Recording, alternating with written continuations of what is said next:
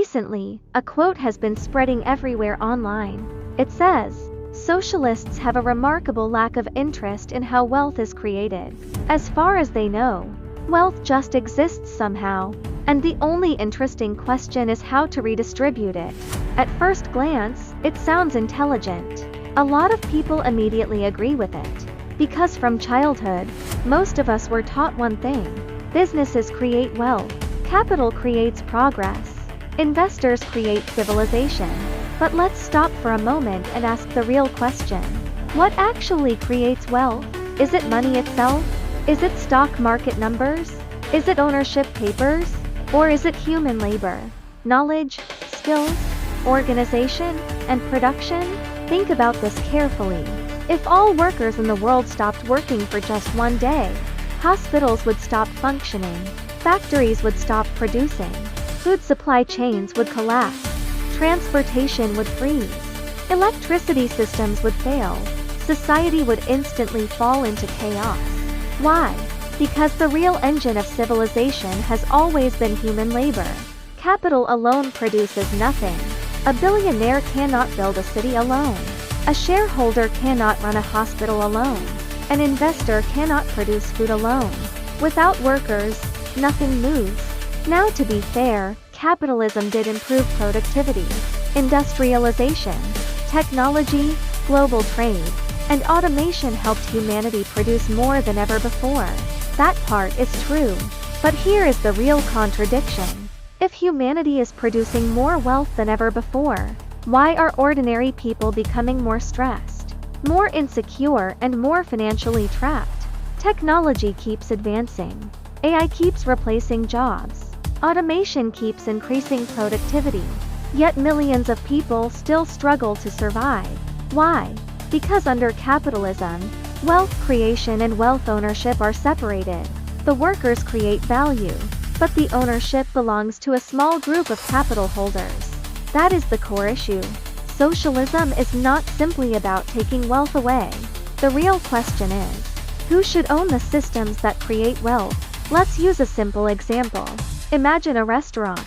The chefs cook the food, the waiters serve customers, the cleaners maintain hygiene, the staff keep the business alive every day.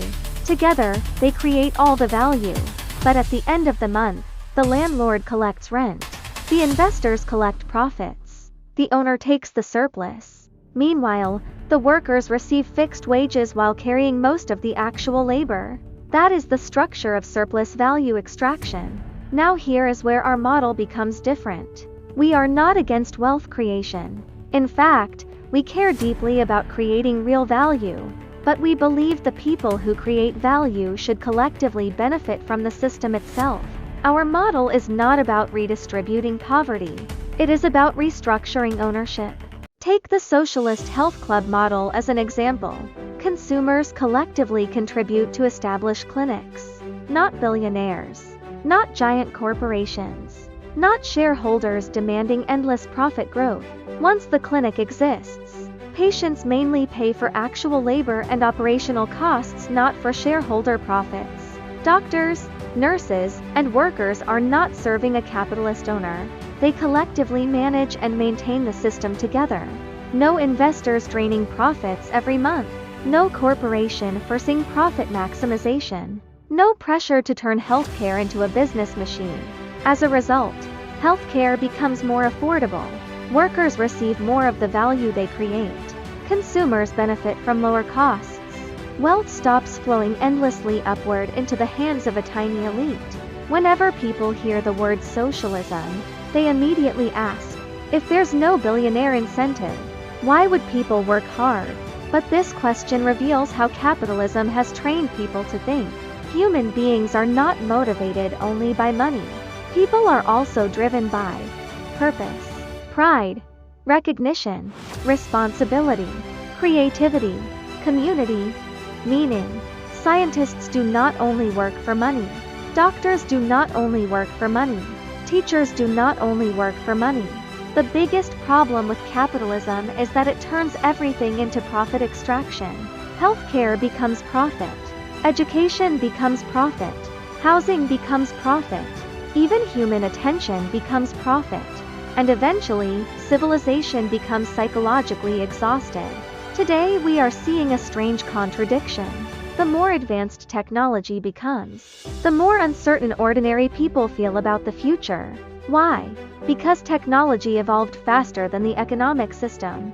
We entered the future with old ownership structures. Under capitalism, advanced technology benefits mostly those who already own capital. But under collective ownership, technology could liberate humanity instead of replacing humanity. That is the direction our model is trying to move toward. A future where workers collectively manage production, consumers collectively participate in ownership, technology serves humanity instead of concentrating wealth. A future where progress reduces suffering instead of increasing inequality. So the real question is not, can socialism create wealth? The real question is, if humanity collectively creates wealth, why should ownership belong only to a small minority? That is the question modern civilization must answer. And our model is not just theory. It starts from healthcare, then expands into food, retail, services, and other sectors. Step by step, building a new civilization model. Without exploitation. Without endless profit extraction. Without human beings reduced to economic tools. If you are beginning to realize that the crisis of modern society cannot be solved simply by changing politicians or political parties, then maybe it is time to ask a bigger question. Has human civilization outgrown capitalism itself?